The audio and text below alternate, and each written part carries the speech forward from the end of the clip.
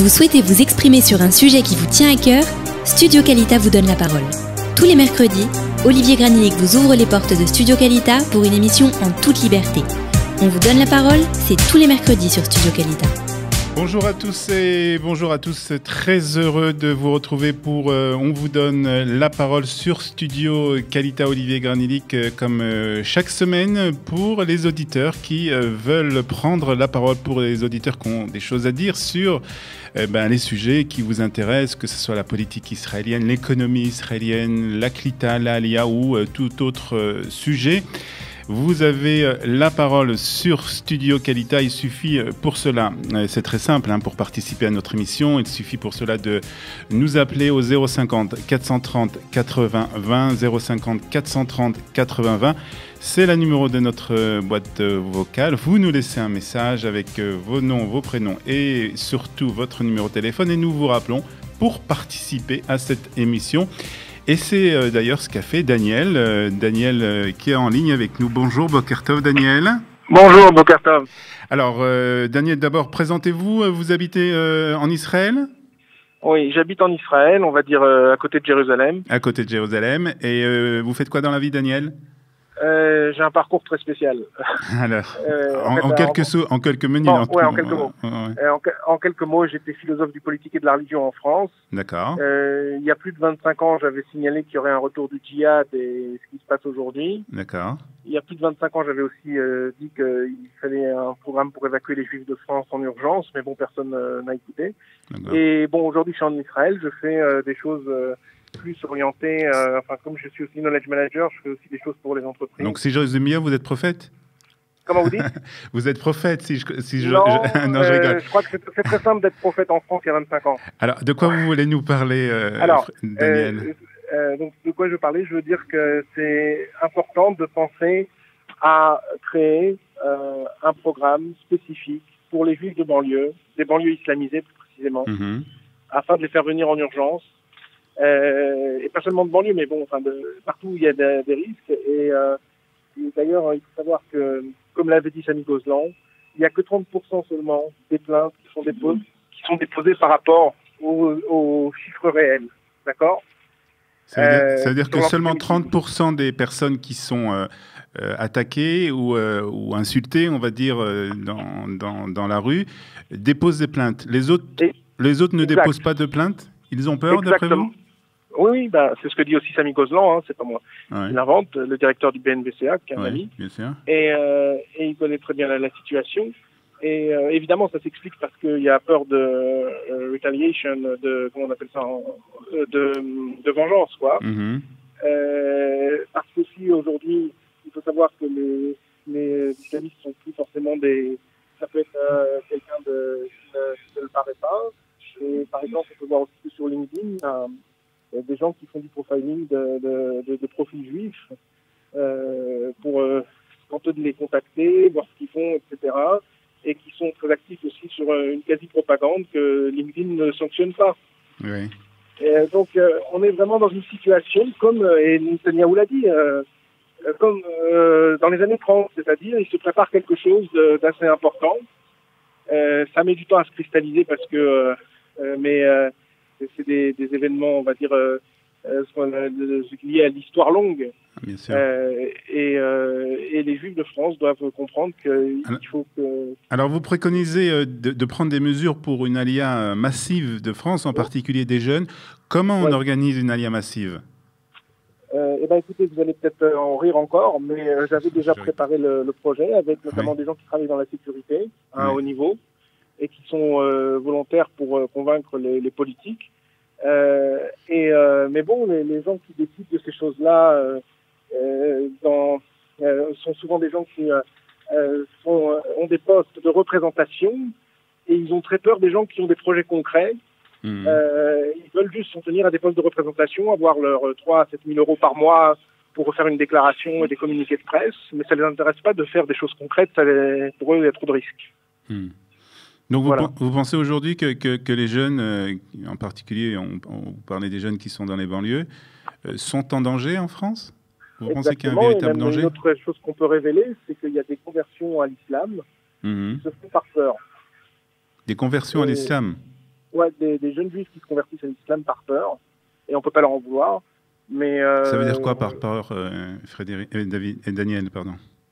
Bah, ça veut dire que si vous voulez, quand vous avez une bande de jeunes qui font l'éloge de l'islam toute la journée dans le même immeuble que vous, et que c'est comme ça dans plusieurs immeubles autour, de toute manière déjà vous vous sentez isolé. Ensuite, ils font eux-mêmes un peu de la, comment dire, ils font du prosélytisme, et puis en même temps, ils sentent bien que, enfin bon, les juifs en question sentent bien que ils se sentent en minorité, et quelqu'un qui se sent en minorité à ce point-là et ils sont influençables. Voilà. Ils sont influençables. Donc ces mesures sont à prendre, je suppose, d'après vous, immédiatement, puisque la situation ne va qu'en s'empirant. Exactement. À moins qu'on veuille attendre le prochain alignement, c'est aussi un choix. Oui. Et c'est le choix de la lâcheté de beaucoup d'élites, des non-juifs. Et donc il faut savoir que chaque juif aujourd'hui en France doit se considérer comme relativement seul. Et il faut qu'il teste ceux qui disent l'aider sur ce qu'il faut concrètement. D'ailleurs, à ce sujet, il y avait une organisation qui est née avant la vôtre qui prétendait aider les all-in. Et ils faisaient beaucoup de blabla. Mais lorsque quelqu'un avait besoin d'eux pour justement faire, moi, ce que je propose, le travail aussi d'un vrai travail de lobbying et un vrai travail aussi de soutien concret face à telle ou telle administration, il n'y a personne, c'est tout. C'est juste pour que les gens qui dirigent ces organisations puissent avoir dans les petits papiers des gens importants et développent aussi à côté leur business ou parfois leur volonté de projet politique, ce qui est bien, mais il faut pas non plus dire qu'on veut servir les gens si on ne le fait pas, quoi. Vous êtes en Israël depuis combien de temps, Daniel? Depuis 8 ans. 8 ans. Et vous pensez que vous avez réussi votre alia? Je vais vous dire, ouais, sur certains points, oui, sur d'autres points, un peu moins, mais bon. D'accord. Et d'une façon générale, vous pensez que les francophones, les Français qui arrivent ces dernières années, arrivent à s'intégrer d'une façon facile? Les jeunes, oui, plus vous êtes jeune, plus c'est facile. Par contre, les gens qui viennent isolés ou qui viennent après 40 ans, c'est plus difficile, mais c'est important de quand même venir parce que de toute manière, la France, ça ne peut que s'empirer. C'est comme un bateau qui brûle, malheureusement, les chefs même de la France, ils mettent le feu. Donc, quand un bateau brûle, ou bien on plonge, ou alors on finit avec le bateau, quoi. Très bien, Daniel. Merci de votre témoignage. Merci de nous avoir expliqué ce que vous pensez sur cet alia et surtout sur les mesures à prendre pour donc une alia de masse pour les jeunes de banlieue. Merci beaucoup, Daniel. Si, comme Daniel, vous voulez vous aussi participer à cette émission, il suffit de nous laisser un message sur notre boîte vocale sur le 050 430 80 20 et nous vous rappellerons pour participer. On vous donne la parole. Et nous avons un autre auditeur sur Studio Kalita pour On vous donne la parole. Bokertov, bonjour. Félix. Félix Pérez. Bonjour. Félix Pérez, vous êtes de Jérusalem, Félix? Oui. Oui, très bien. Vous êtes en Israël depuis combien de temps? J'ai fait mon alia il y a 8 ans en famille. Très bien, avec votre famille. Alors Félix, vous voulez nous parler aujourd'hui d'antisémitisme en France, avec les différentes formes d'antisémitisme. Oui, plus précisément, oui, les différentes formes d'antisémitisme. Quand je retourne en France, ce qui m'arrive assez souvent, je ressens un mal-être lié à l'antisémitisme, mais pas les formes qu'on connaît, qui sont hélas très graves. Alors les formes qu'on connaît, qui sont de plus en plus graves, sont les violences physiques contre les adultes, dans les écoles, dans les banlieues, et de plus en plus des insultes, des graffitis, des menaces, les banlieues se vident, etc. C'est terrible. Mais ça, on ne le ressent pas forcément quand on va en France. Quand on est pendant 2 semaines, on ne va pas forcément dans les quartiers en question, et on n'est pas touché directement. Dieu merci. Les quartiers en question, vous parlez des quartiers un peu difficiles, on va dire, les banlieues, de certaines villes, y compris certaines villes, comme Toulouse, etc. Bon, donc on n'est pas touché par ça, mais cela dit, on ressent un très profond malaise. Et on se sent pas bien, et il faut comprendre pourquoi on ressent ce malaise lié à cet antisémitisme diffus qui prend ces très différentes formes, qui est le titre de l'intervention que je voulais faire. Alors ce mal-être, il est lié d'abord à ce qu'on entend en permanence dans les médias, que ce soit la radio, les journaux, les télévisions, ce que j'appelle la blogosphère, c'est-à-dire sur Internet, en permanence, Israël, qui est la cible de toutes les critiques, de manière absolument disproportionnée. On accable Israël de tous les maux, on en parle tout le temps. Quand on compare au conflit syrien qui a fait 12 millions de personnes déplacées, 12 millions, 500 000 morts, dont 200 000 civils. Quand on compare le temps qu'on consacre à ce conflit et le temps qu'on consacre à Israël, avec catastrophiquement 1000 morts à Gaza, c'est civils, c'est catastrophique. Mais quand on compare la disproportion, quand on compare le temps qu'on passe sur Israël, on est affligé. Les Juifs qui aiment Israël en France, pour la grande majorité d'entre eux, se sentent pas bien quand ils entendent en permanence Israël accablé de tous ces maux. Et revient à notre oreille les mots que même Emmanuel Valls a prononcés, même récemment le président Macron, antisionisme égale antisémitisme. Revient même les mots de Jankélévitch en 1975, il y a plus de 40 ans, qui disait que dans son livre « L'esprit de résistance », il y a 40 ans, le philosophe Jankélévitch disait « L'antisionisme est une nouvelle forme de l'antisémitisme ». Vous pensez qu'il y a un amalgame entre les deux, en fait? Absolument. C'est une manière de cacher l'antisémitisme. Alors, quand on cherche plus loin, on regarde les sources de tout ça. D'abord, tout ça, ça mène effectivement au passage aux actes physiques. Mais quand on regarde les sources de tout ça, et on va regarder les sondages qui ont été faits. Il y a 3 sondages qui ont été faits, dont un par l'IFOP qui a été retransmis par le journal Le Monde. On ne peut pas accuser le journal Le Monde de parti pris. Un sondage IFOP en 2014 qui a été refait de manière qualitative en 2017, lui est quantitatif. Alors moi je préfère le quantitatif. 2014 c'est pas vieux et la situation n'a fait qu'empirer. Alors est-ce que vos auditeurs savent est-ce que vos auditeurs savent le nombre de gens qui sont interrogés qui trouvent qu'il y a de l'antisémitisme au travail? De gens, de Français en général. 20%. Trouvent qu'il y a de l'antisémitisme au travail. C'est colossal. C'est-à-dire qu'au travail, il y a 20% des Français qui entendent des propos antisémites. C'est un sondage qui a été fait auprès de personnes qui sont juives et non juives, je suppose. Ah oui, non, auprès de Français en général. Donc il y a très peu de juifs. Très peu de juifs. Il y a 1,5% de juifs dans ces gens-là. C'est un sondage auprès des Français. Combien de ces personnes trouvent que les juifs profitent de la Shoah? C'est-à-dire 5%, 2%, 1%, 35%. Wow, c'est énorme. Ouais. C'est un sondage de l'IFOP. Combien de gens trouvent que les Juifs ont trop de pouvoir en France? 20%. Ouais. Alors là, c'est le record. Quand j'ai demandé autour de moi combien de gens pensent qu'il y a un complot sioniste. Alors les gens m'ont répondu 1 ou 2%. Eh bien non, 16%. 16%. C'est le protocole des sages de Sion. Des sages de Sion, exactement. 16%. Et savez-vous combien plus de musulmans que la moyenne des Français qui répondent à ces assertions positivement? 2 à 3 fois plus. 2 à 3 fois plus. C'est-à-dire qu'il y a 50 à 60% des musulmans, et probablement dans l'enquête qui est faite, on démontre que c'est dans les plus jeunes, dans les plus anciens, c'est beaucoup moins vrai, c'est dans les plus jeunes et dans ceux qui sont le plus proches de la religion, c'est-à-dire le plus proche des foyers de radicalisation. Hélas, la religion est très souvent radicalisée en France, très souvent, hélas. Ce qui n'est pas le cas de l'islam de base. L'islam de base n'est pas forcément dans ce cas. Et les anciennes générations sont beaucoup moins touchées par ce fléau. Alors, ce que vous essayez de dire, Félix, c'est que cette image qu'a la population française, que ce soit musulmane ou les populations françaises, tout simplement, cette image, elle est la conséquence, en fait, de ce qui se passe sur les réseaux sociaux et dans la presse. Et cet amalgame qu'on fait entre l'antisémitisme... Non, moi, je dirais l'inverse. Je dirais que c'est cette image qui conduit aux réseaux sociaux et à l'action physique. Mais à quoi? Alors, d'où est la source de cette image? Alors, d'où est la source? Il y a 2 choses. Alors, il y a 3 choses. D'abord, il y a le lien Alors, parce que j'ai oublié dans l'analyse qu'il y a effectivement 1,5 fois plus d'électeurs du Front National que la moyenne, donc eux aussi sont touchés. Les électeurs, je ne parle pas forcément du parti, le parti a fait un toilettage, mais les électeurs 1,5 fois plus que la moyenne. Donc, il n'y a pas que les populations islamisantes. Ok? Bon. Alors, d'où ça vient? Il y a 3 choses. D'abord, il y a le vieil antijudaïsme chrétien qui a fait son toilettage dans les années 60, mais qui n'en subsiste une vague. Ensuite, il y a l'antisionisme musulman.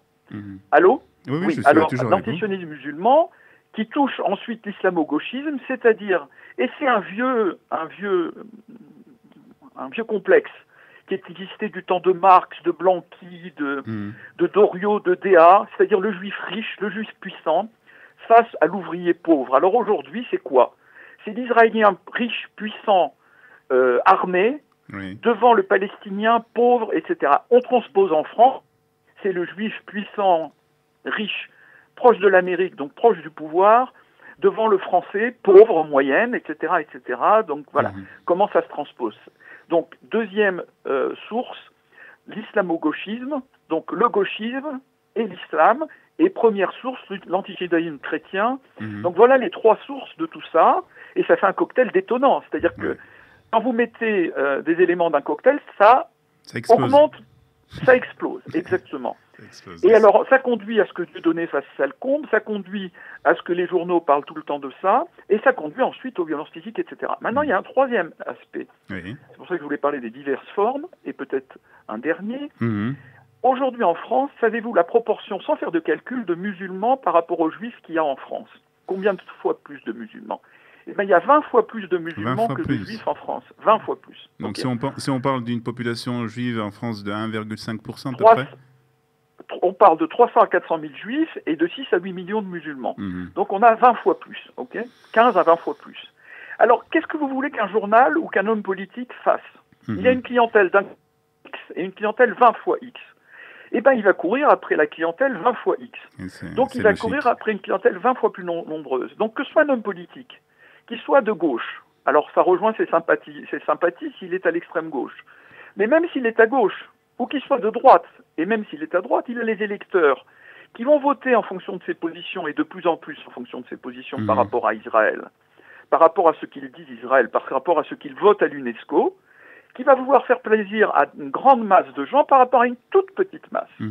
Et donc il va courir après une clientèle potentielle de 8 millions. Ça, c'est pour les hommes politiques, mais pareil pour les journaux. Ils ont les journaux, les radios, les télévisions. Ils ont une potentiel de lecteurs, d'auditeurs, de lecteurs sur Internet également, et il y a de la publicité qui circule, 20 fois plus nombreuse. Donc ils vont courir après eux, et ça renforce encore cet accablement permanent d'Israël et derrière cela des Juifs, ou directement des Juifs. Et on voit de plus en plus qu'on glisse très facilement d'Israël aux Juifs, de plus en plus par de nombreuses affaires, de manière ouverte maintenant. Cette théorie antisionisme égale antisémitisme, elle est aussi démontrable. Elle est aussi démontrable de manière simple. 90% des Juifs sont sionistes en France, voire plus. Et 90% des sionistes, des très sionistes, sont juifs. C'est la même chose. Donc c'est une preuve que sioniste égale juif à peu de choses près. Voilà. Exactement. Écoutez, merci beaucoup Félix de nous avoir parlé et nous avoir éclairé sur cette... Une dernière question très rapidement. Vous êtes très informé. D'où vous avez toutes ces informations? Vous suivez beaucoup l'actualité? Je suis beaucoup l'actualité, j'ai écrit plusieurs livres. D'accord. Je prépare un livre sur ces sujets-là, donc j'ai beaucoup lu. Je peux vous envoyer toutes les références Internet, vous pouvez les mettre en ligne. Il y a énormément de références Internet. On le fera avec plaisir. Merci beaucoup Félix d'avoir intervenu aujourd'hui dans On vous donne la parole. Et donc Félix qui nous parlait donc des différentes formes d'antisémitisme en France. Et on va prendre un troisième auditeur. Et nous continuons donc avec Samy qui est en ligne avec nous. Samy Bochner, bonjour Boker Tov. Bonjour Olivier. Vous êtes de Paris, Samy, hein? Absolument. Vous êtes avocat. Et on va parler d'un sujet d'actualité puisque c'est le mois de novembre et nous avons célébré la semaine dernière le Kaftet Ben November, le 29 novembre, avec cette fameuse résolution qui a été prise il y a 70 ans aux Nations Unies du partage de la Palestine. Et vous voulez nous en parler? Je vais en parler un petit peu parce que c'est vrai que ce mois de novembre 2017 coïncidait avec plusieurs célébrations. D'abord la déclaration Balfour du 2 novembre, le centenaire, 1917. Il y a eu aussi le 40e anniversaire de la visite de Sadat à Jérusalem, qui a été quand même un événement tellurique, si j'ose dire, qui a conduit vers une pacification pour Israël d'abord avec l'Égypte, ensuite avec la Jordanie. Il y a eu aussi l'anniversaire de la fameuse résolution du 22 novembre 1967, après le conflit de la guerre des 6 jours, où on évoquait à la fois dans la version anglaise, en anglais, l'évacuation de territoires occupés et la version française où on parlait de l'évacuation des territoires occupés. Ouais. Et le débat, il est toujours actuel pour savoir un petit S qui fait la différence. Mesure. Même chose d'ailleurs pour le vote du partage de la Palestine du 29 novembre 1947, où là encore on est sur la question de l'existence, la légitimité d'un État juif ou d'un État arabe. Alors, toutes ces résolutions, en particulier la résolution du 29 novembre 1947, ont jusqu'à présent, à votre avis, une influence sur ce qui se passe aujourd'hui dans la région ? Bien entendu, et on peut remonter même très loin. C'était l'objet d'ailleurs de ce livre que j'ai publié récemment, qui s'appelle « Iconoclastie du Moyen-Orient », où je veux montrer qu'il faut faire tomber certaines idées a priori, des poncifs, etc., parce que ce conflit remonte à 100 ans, avec les accords Sykes-Picot de 1916, la déclaration Balfour de 1917, très peu de temps après, où l'Angleterre a vite tourné kazakh et au lieu de donner de créer un État juif sur l'ensemble de la Palestine mandataire, qui correspond un peu au Grand Israël, la Cisjordanie et la Jordanie, en fait, ça a été amputé des 3/4 pour faire l'État plus petit que l'on connaît aujourd'hui. Alors en fait, ce que vous essayez de nous faire comprendre, c'est que les sources en fait des tensions que nous connaissons aujourd'hui, des problèmes avec ce conflit avec les Palestiniens et les pays arabes, ces sources ce conflit a ses sources en fait de cette déclaration Balfour qui a décidé d'un partage de ce pays. Ça a été mal fait parce que la déclaration Balfour, je répète, elle prévoyait toute la Palestine et en fait ça a été amputé 3 mois après par les Anglais qui ont dit non, c'est pas possible de le faire comme ça. C'était à la conférence de juillet ou de septembre, donc moins de 3 mois après le mandat sur la Palestine du 22 juillet. Et comment vous expliquez ce changement de position? Ça c'est la perfide Albion, ça c'est la politique, les empires, les zones d'influence, etc. Mais quand même, si vous voulez, dans mon livre que j'ai voulu diffuser pour démontrer aux gens des actes, j'ai montré quand même par des cartes anciennes que la légitimité d'Israël, elle remonte pas à la déclaration Balfour, mais que déjà 1000 ans avant Jésus-Christ, le roi David avait fait de Jérusalem la capitale de son royaume. Alors tout ça, je l'explique avec des cartes, avec des textes aussi. Tous les textes dont je viens de parler, ils sont publiés dans ce livre, ce qui permet une réflexion. Mais je vais au-delà, vous voyez, parce que parler du passé ou analyser le présent, c'est sympathique, mais j'essaye d'ouvrir, de proposer des formules dans un chapitre que j'appelle « Ingénierie constitutionnelle », des formules d'autonomie, fédéralisme, confédération, etc., des choses qui sont intéressantes. Il y a d'ailleurs, j'ai vu récemment un organisme israélien qui a fait une proposition qui y ressemble, de la cantonisation, pour régler le problème dit palestinien et qu'il faut résoudre, mais à condition de le poser de la bonne façon. Et surtout, je fais une ouverture sur le plan économique avec la possibilité d'une coopération entre Israël et ses voisins. Et on a là actuellement une petite ouverture, semble-t-il, avec l'aggiornamento, c'est un grand mot, mais que je mets entre guillemets, parce que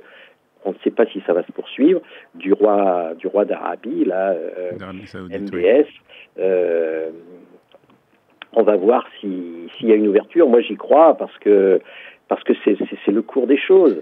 Et un jour, on va bien comprendre, on va bien admettre l'existence, la réalité d'un État juif dans cette région qui est légitime et qui n'empêche pas la coopération avec tous les États voisins, sans nécessairement création d'un nouvel État. Alors, c'est vrai qu'il y a plusieurs propositions, il y a plusieurs idées qui existent concernant ce conflit avec les Palestiniens.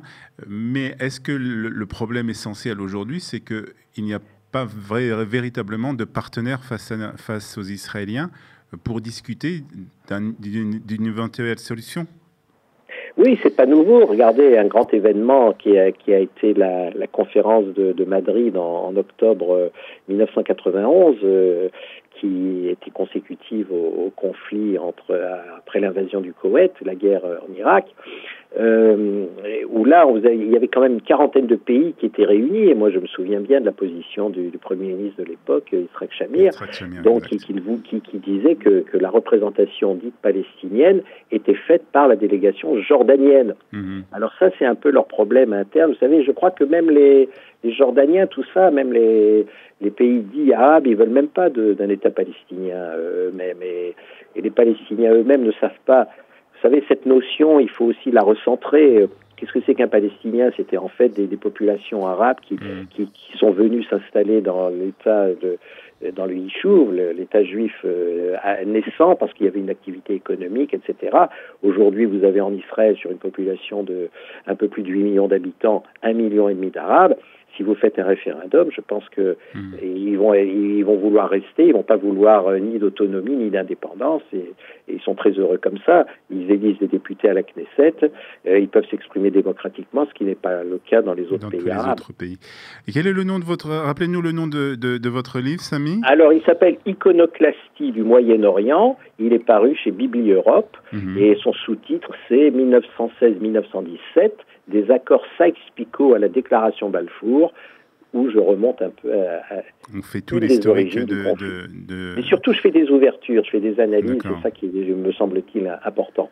De trouver aussi des solutions, même si pour le moment on n'a pas véritablement de partenaire, mais bon, ça n'empêche pas de discuter, de mettre les choses sur la table, évidemment. Tout à fait. Mais écoutez, merci beaucoup, Sami, de ces explications et surtout de nous avoir éclairé sur ce mois de novembre où on se rend compte qu'il s'est passé beaucoup de choses, en fait. Exactement, l'année de célébration. Bon.